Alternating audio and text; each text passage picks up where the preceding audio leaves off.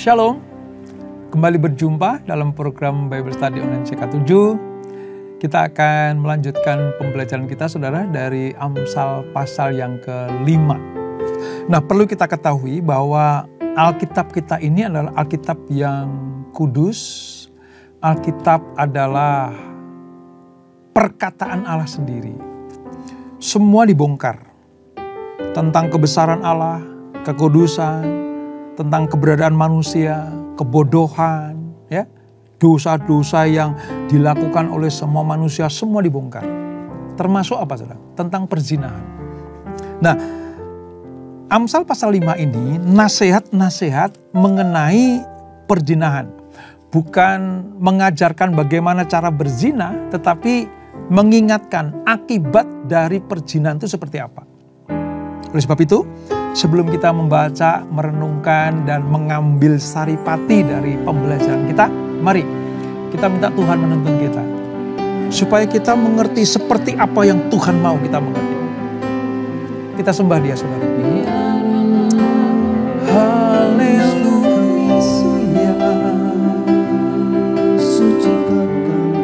Kudus namamu, kudus namamu Tuhan.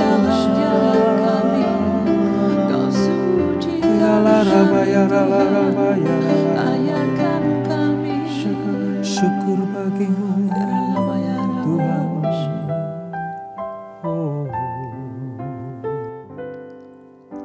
Sucikan dan kuduskan hati ini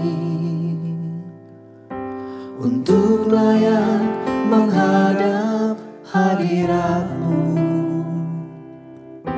Tubuh jiwa rohku ku serahkan padamu, ku menyembah-Mu.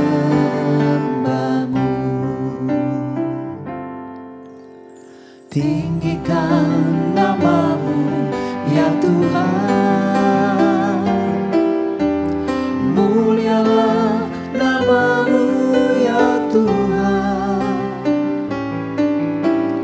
Tiada lain seperti Engkau ya Allahku, besar kuasa-Mu.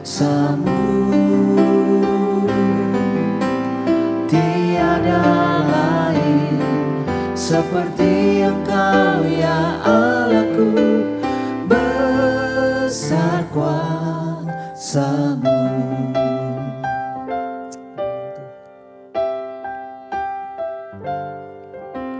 Sucikan dan kuduskan hati ini untuk layak menghadap hadirat-Mu. Tubuh jiwa rohku ku serahkan padamu, ku menyembah-Mu.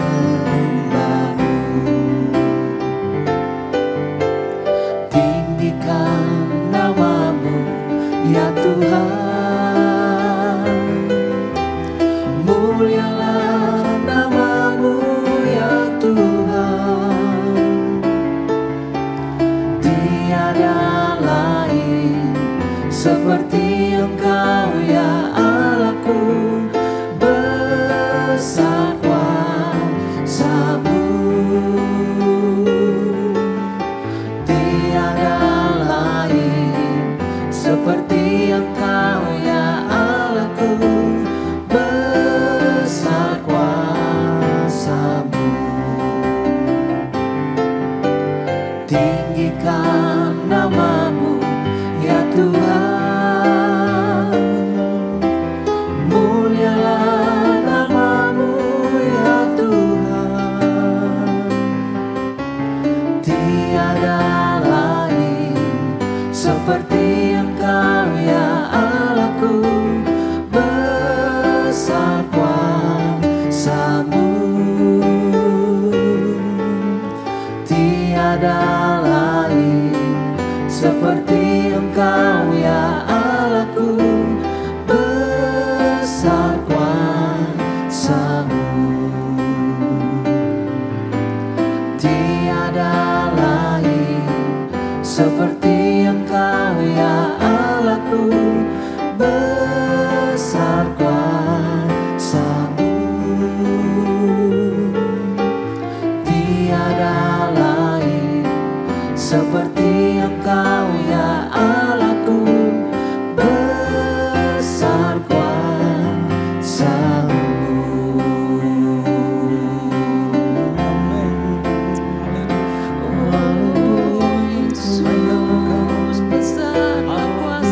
Kuduskan, sucikan kami, hanya layak Tuhan yang Yesus. Orang Raja di atas segala.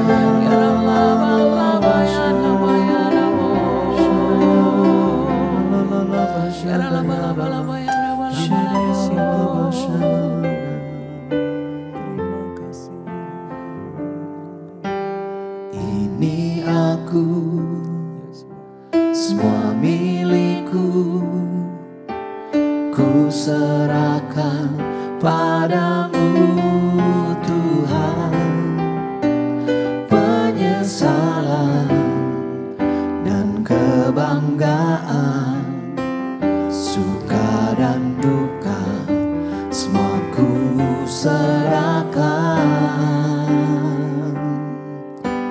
Yang telah lalu, yang kan datang, hasrat dan harapan yang terbayang, masa depan dan rencanaku, semua ku serahkan dalam tangan-Mu.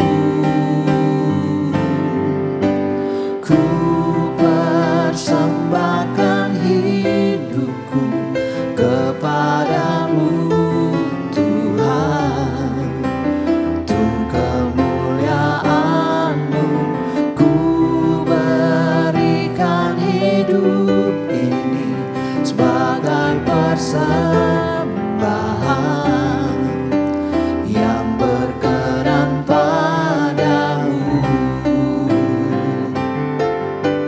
Ku persembahkan hidupku kepadamu Tuhan, untuk kemuliaan-Mu.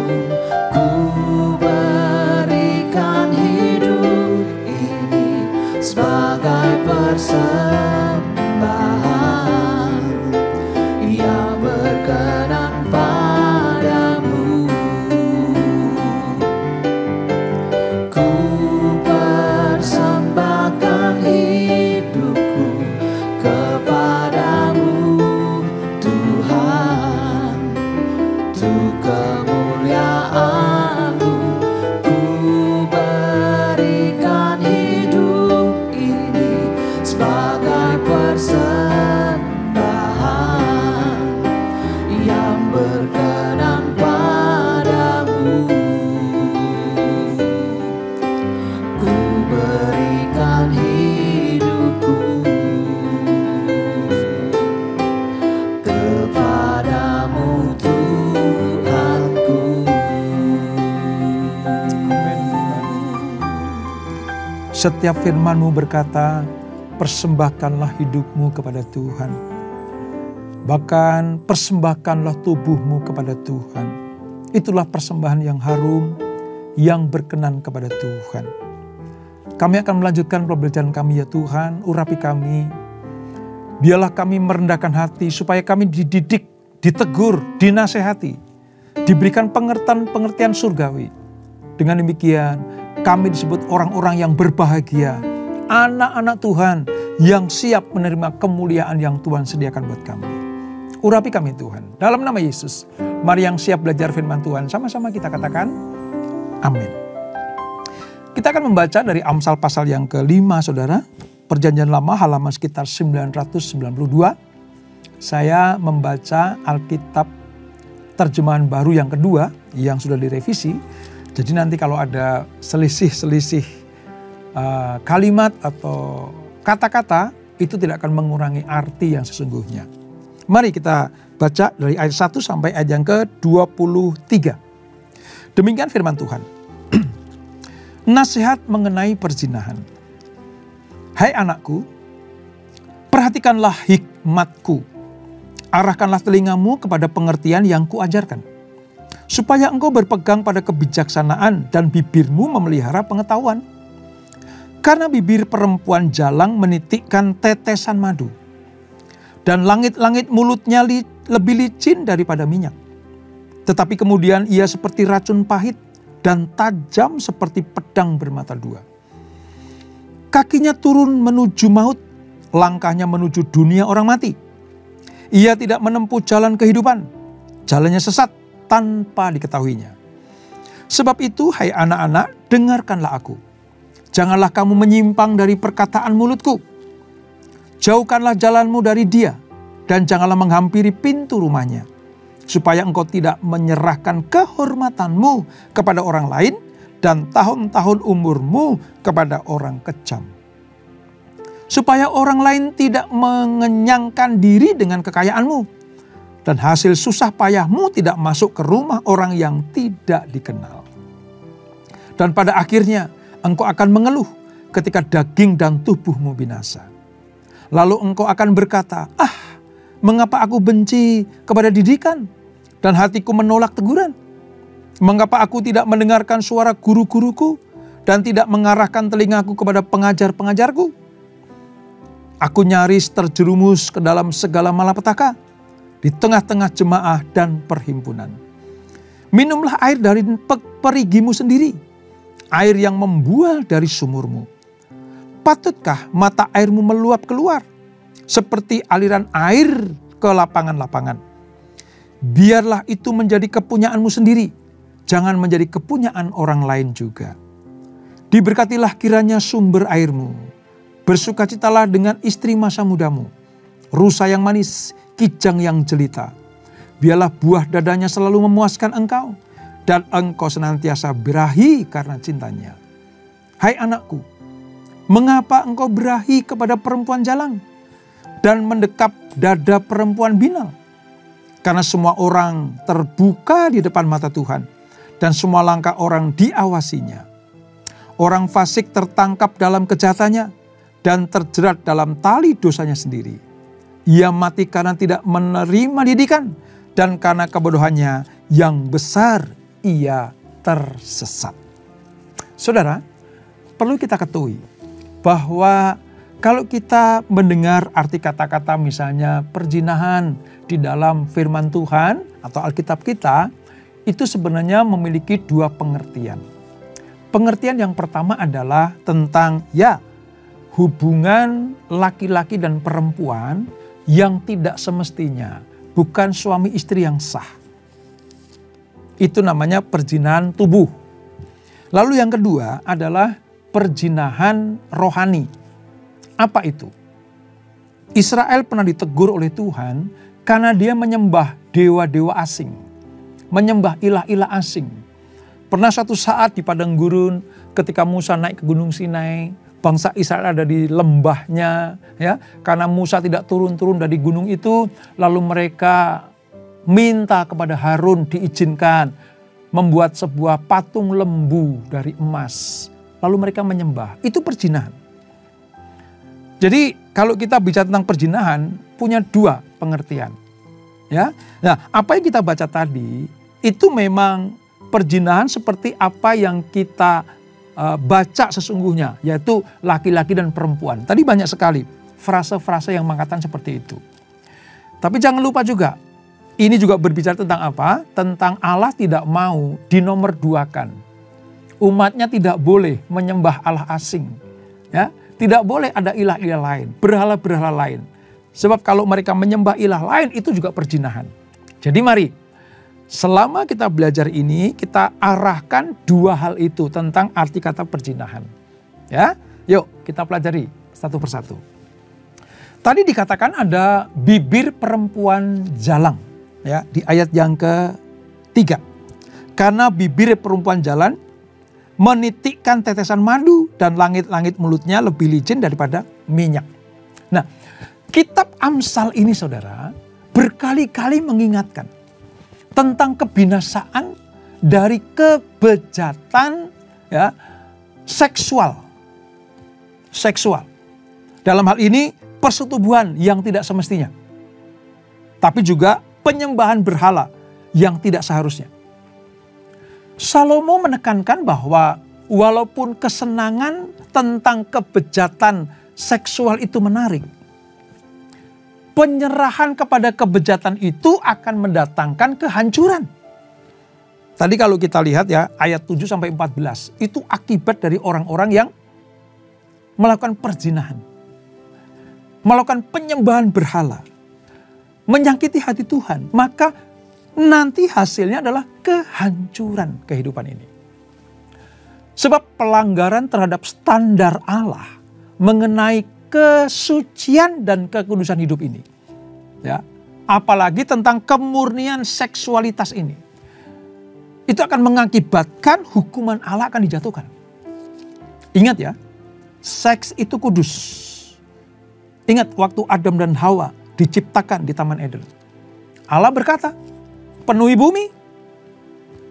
Nah, satu-satunya cara untuk Adam dan Hawa memenuhi bumi dengan memperanakkan keturunan-keturunan adalah dengan hubungan seks. Itu menjadi kudus karena Allah yang memerintahkan. Allah yang menetapkan. Kalau dalam bahasa Perjanjian Baru, Allah yang memberkati, mempersatukan. Wanita dan laki-laki, ya, Hawa dan Adam dipersatukan. Allah perintahkan. Jadi aktivitas seks Adam dan Hawa sekalipun ada di tempat yang kudus, seks itu kudus. Menjadi tidak kudus kalau itu dilakukan dengan penyimpangan-penyimpangan. Ini maksudnya. Nah, mengapa ada penyimpangan? Karena ada tawaran. Ada kesempatan. Tadi, bibir perempuan jalang. Ya, itu menggoda, menarik perhatian. Sehingga apa? Praktek seksualitas yang harusnya kudus dijaga dengan kemurnian, lalu dilakukan dengan cara-cara yang salah. Dengan pasangan yang lain, bukan suami atau bukan istrinya. Itulah sebabnya mengapa Amsal pasal 5 ini menekankan sekali betapa menghancurkannya kebejatan, ya, praktek seksualitas yang dihasilkan dari perzinahan. Nanti saudara akan melihat itu, bagaimana mengerikan akibatnya. Sebab apa? Orang yang mempraktekkan kesalahan, kebejatan seksualitas ini nanti akan terjerumus ke dalam malapetaka, saudara. Ayat 14. Perhatikan baik ayat 14 itu. Aku nyaris terjerumus ke dalam segala malapetaka di tengah-tengah jemaah dan perhimpunan. Allah telah menetapkan bahwa orang yang menyerah kepada kebejatan seksualitas itu akan menderita. Dia akan menyesal di dalam kehancuran hidupnya, dalam kehancuran rumah tangganya, maupun dalam penderitaan pribadi. Sama seperti misalnya seks pranikah dan ketidaksetiaan terhadap ikatan pernikahan yang kudus itu berdampak untuk kematian, saudara. Ayat 5 dan 11. Ini lengkap sekali, saudara. Ini. Nah, kadang kita harus sadar bahwa sesuatu yang dimulai dengan yang manis, ya, bak madu, ya, perselingkuhan, perzinahan itu awalnya manis, bak madu, saudara. Ya, nikmat bagi orang yang melakukannya. Tetapi akan berakhir dengan kepahitan. Sebab apa? Allah tidak mau dilecehkan. Allah tidak mau dikelabui. Ayat 21, saudara. Perhatikan baik-baik. Karena semua jalan orang terbuka di depan mata Tuhan. Dan semua langkah orang diawasinya. Artinya semua kegiatan manusia, perlakuan manusia, baik yang benar, kudus, mulia, suci, ya, itu akan dilihat oleh Tuhan.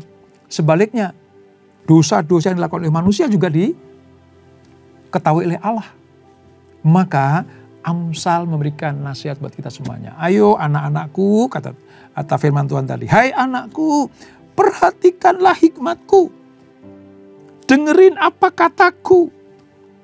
Arahkan telingamu kepada pengertian yang kuajarkan. supaya engkau berpegang pada kebijaksanaan dan bibirmu memelihara pengetahuan. Intinya apa sih? Supaya kita tidak dihukum Tuhan. Tidak masuk dalam malapetaka yang dirancang oleh iblis itu. Nah, ini saudara. Ya. Lalu Amsal tadi juga menasihati. Kalau kamu sudah punya istri, punya suami yang diberkati Tuhan, nikmati hidup pernikahanmu. Sama seperti begini. Kalau engkau sudah percaya kepada Tuhan Yesus, memiliki Allah yang benar, bersekutulah dengan Dia. Intimlah dengan Tuhan Yesus. Itu sama, saudara. Itu pengertian yang sama. Bagaimana suami istri menjaga kekudusan, sama seperti kita menjaga kekudusan, berhubungan dengan Tuhan, intim dengan Tuhan, memiliki persekutuan yang indah dengan Tuhan, harus kita jaga. Itu, ya, minumlah air dari kolahmu sendiri, itu seperti itu.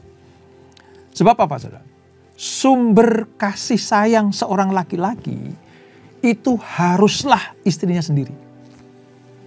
Perhatikan bahwa kesenangan seksual di dalam ikatan pernikahan itu sah. Itu dikaruniakan Allah kepada manusia. Kudus, suci, saudara. Tidak ada cacat celahnya. Selama apa? Dalam koridor kebenaran suami istri. Jadi pasangan hidup, ya, kalau suami melihat istri, istri melihat suami, harus dipandang sebagai karunia yang khusus dari Allah. Dan dihargai dengan apa? Dengan penuh sukacita, kemurnian, dan ucapan syukur. Suami harus mengucap syukur atas istri yang diberikan Allah kepadanya. Istri harus mengucap syukur atas suami yang disiapkan Tuhan kepadanya. Ini merupakan apa? Merupakan kenikmatan yang Tuhan sediakan buat anak-anaknya untuk suami istri. Bagi yang belum menikah, seks pranikah itu berbahaya. Itu juga mengandung hukuman, saudara.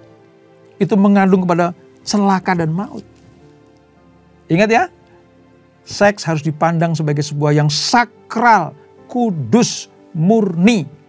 Dengan demikian, kita mengerti bahwa hubungan kita dengan suami atau istri kita, itu adalah hubungan seperti kita dengan Tuhan. Jaga kekudusan, jaga kemurnian, dijaga baik-baik, dan nikmati itu. Jangan sampai seperti orang Israel menikmati penyembahan kepada berhala. Yang sesungguhnya berhala tidak bisa memberikan kenikmatan dan kesenangan. Mereka menikmati menari-nari di depan lembu emas itu. Patung lembu emas itu. Seolah-olah mereka sedang bercengkerama dengan dewa tertinggi. Padahal itu adalah kamuflase, bohong semuanya. Itu nggak ada artinya buat bangsa Israel. Sama seperti suami atau istri yang melakukan seks di luar pernikahan. Seolah-olah nikmat, ya, seolah-olah mendatangkan kebahagiaan, tapi itu menjerumuskan. Oleh sebab itu, tetaplah setia kepada pasangan, yaitu suami atau istri, tetaplah setia kepada Tuhan. Sekali lagi saya ingatkan, semua aktivitas manusia itu terbuka di hadapan Tuhan. Ini saudara, di ayat 21 tadi. Ya, satu alasan yang diberikan Amsal untuk kita menolak dursila seksualitas adalah bahwa Allah melihat dan mengetahui semua perbuatan dosa yang manusia lakukan. Dan Tuhan akan menghakimi mereka sesuai dengan apa? Firman Allah. Saudara, kalau nanti sampai kepada kitab Maleakhi, ya, kitab Maleakhi itu kitab perjanjian lama yang terakhir sebelum nanti berpindah ke perjanjian baru. Ya. Dikatakan begini, nanti akan sampai pada Maleakhi 3:5. Ya. Dia, Tuhan, akan segera menjadi saksi terhadap orang-orang yang melakukan perzinahan. Karena semua kegiatan itu terbuka di mata Tuhan. Tidak seorang pun yang melakukan hal yang serong ini akan luput dari hukuman Tuhan. Maka ayo kita rendahkan hati kita.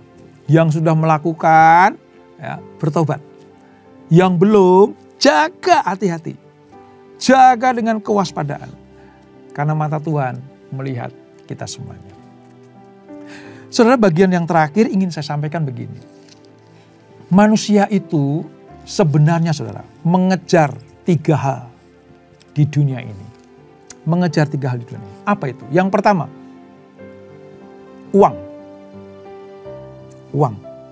Ini sangat-sangat menjadi pokok pikiran dari manusia. Ya. Sampai-sampai Allah itu menempatkan sesuatu yang menjadi pokok pikiran manusia, yaitu uang itu sebagai mamon. Mamon. Yang kedua, kekuasaan, ketenaran, pangkat, derajat, kedudukan. Ini juga menjadi tujuan utama manusia. Mereka berlomba-lomba untuk menjadi orang yang terkenal, orang yang berpengaruh. Yang ketiga, itu seks. Jadi 3 hal ini, saudara. Entah itu uang, kekuasaan, atau seks, itu menjadi tujuan utama sebagian manusia. Dan mereka berlomba untuk mendapatkannya. Saudara tahu, ketiga-tiganya ini sebenarnya tidaklah salah di hadapan Tuhan. Selama apa? Selama dalam koridor kebenaran. Tadi saya katakan, urusan seks itu kudus dan murni kalau dilakukan lewat apa? Kerangka suami istri yang diberkati Tuhan. Kudus kok. Tapi menjadi salah, menjadi dosa kalau dilakukan di luar kerangka itu. Uang. Semua manusia perlu uang. Kita semuanya perlu uang. Sebagai apa? Sebagai alat tukar. Alat beli. Tukar, kita punya uang, tukar barang. Kita punya barang, tukar uang. Itu alat tukar. Dan itu untuk kemaslahatan, untuk kelangsungan hidup kita di dunia ini. Kita tidak diperlakukan sebagai orang berdosa kalau kita bisa mengelola keuangan dengan benar. Tapi kalau kita menghamba uang, kita menjadikan uang sebagai dewa kita, mamon itu baru salah. Dan yang ketiga, kekuasaan. Tuhan izinkan anak-anaknya itu naik dan tidak turun, menjadi kepala dan bukan ekor, menduduki tingkat-tingkat yang tertinggi di dalam bisnis pekerjaan. Ya, mencapai level-level tinggi, dipersilahkan. Selama apa? Dalam koridor kebenaran. Itu. Namun 3 hal ini bisa berpotensi dosa, saudara. Bisa berpotensi dosa. Ya. Sekali lagi ya, uang, seks, kekuasaan, itu bukan dosa. Tetapi ketiganya memiliki kesanggupan untuk melahirkan potensi yang luar biasa. Mengobarkan hawa nafsu dalam diri manusia, termasuk anak-anak Tuhan. Untuk apa? Melenceng dari kebenaran. Hati-hati itu. Ya. Alkitab menyatakan, hati-hati dengan dosa seksual. Hati-hati dengan uang. Hati-hati dengan mamon. Hati-hati dengan kekuasaan. Sebab apa? Ini potensi dosa. Oleh sebab itu, jauh-jauh hari Tuhan sudah memberikan sebuah pagar, memberikan sebuah aturan-aturan. Ikuti apa kata Tuhan. Seperti bangsa Israel di padang gurun diberikan 10 perintah Allah. Itu kan pagar, hukum-hukum, ya, peraturan-peraturan yang menjadi landasan kehidupan anak-anak Tuhan. Demikian pula dengan kita hari ini. Termasuk kita belajar Amsal pasal yang kelima ini. Ya. Amsal ini memperingatkan kita, ayo jangan tergoda untuk bujuk rayu perempuan yang bibirnya manis tadi. Perempuan jalang. Artinya apa? Penggoda gitu. Penggoda. Perhatikanlah. Ya. Supaya apa? Supaya kita tidak terjerumus dalam pikatnya. Terjerumus dalam pancingannya. Ini, kalau orang sudah kena, saudara. Orang sudah terperangkap di dalam perangkap iblis itu. Maka menjadi kematian. Terjadi. Kekejaman hidup akan menimpa dia. Penyesalan akan terjadi. Perangkap-perangkap akan selalu mengepung dia. Dan akhirnya apa? Kebodohanlah yang menjadi ciri orang yang tidak taat dan setia ini. Oleh sebab itu, mari tetap setia kepada Tuhan. Menjaga kekudusan, menjaga hati, menjaga lidah kita, menjaga mata kita, menjaga kehidupan kita supaya tetap benar di hadapan Tuhan. Kita berdoa. Bapak, terima kasih untuk anugerah-Mu. Terima kasih untuk pelajaran Amsal pasal yang kelima ini. Kami mengerti sekarang mengapa nasihat ini perlu masuk ke kanonisasi Alkitab mengenai perzinahan ini. Ada dua maksud Tuhan, supaya kami tidak mengingkari janji suci kami kepada pasangan kami. Yang kedua, tidak mengingkari janji suci kami kepada Tuhan dengan menyembah ilah-ilah lain. Itulah sebabnya kami diperingati, kami dinasehati, kami dipagari dengan firman Allah ini supaya hidup kami benar di hadapan Tuhan, melakukan kehendak-Mu dalam taat dan setia. Terima kasih Bapak, walaupun ini kadang keras, kadang tidak enak di telinga kami, tapi ini makanan yang terbaik, yang paling tepat untuk anak-anak Tuhan. Supaya kami tidak tergoda atas bujuk rayu iblis itu. Kami akan tetap tinggal di dalam tuntunan Tuhan, didikan Tuhan, nasihat Tuhan. Terima kasih Bapak, berkati anak-anak-Mu, berkati kami semuanya. Dan sebelum kami berpisah, kami siapkan hati kami terima berkat yang daripada-Mu. Kekasih-kekasih Kristus, arahkan hatimu pada Tuhan. Terimalah berkat kasih anugerah dari Allah Bapa yang berlimpah-limpah di dalam Anak-Nya yang tunggal Tuhan Yesus Kristus, dan persekutuan yang manis dalam Roh Kudus menyertai kita semuanya. Mulai saat ini sampai Maranatha, Yesus datang yang kedua kali menjemput kita semuanya. Bertemu di awan-awan yang permai, menikmati kemuliaan kekal sampai selama-lamanya. Yang diberkati, sama-sama kita katakan amin. Tuhan Yesus memberkati.